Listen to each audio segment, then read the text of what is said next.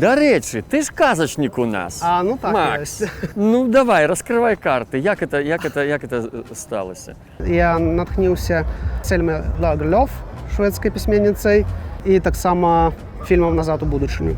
Два каты падарожнічаюць па Беларусі. Вось там прыгоды адбываюцца розныя. Я там згадываю пра розныя прымаўкі, традыцыі нашай, кухню.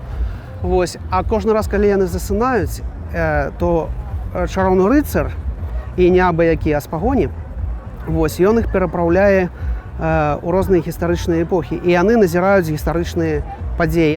Пыхач і Шустрык стаялі на ўскрайку нейкага балота. Раптам, амаль перад носам у братоў, падскочыў блакітна-жоўты коннік і выстраліў у туман. Это табе ад пана Сапегі? Але тут з туману выскачыў зялёна-чырвоны коннік і выстраліў таму ў спіну.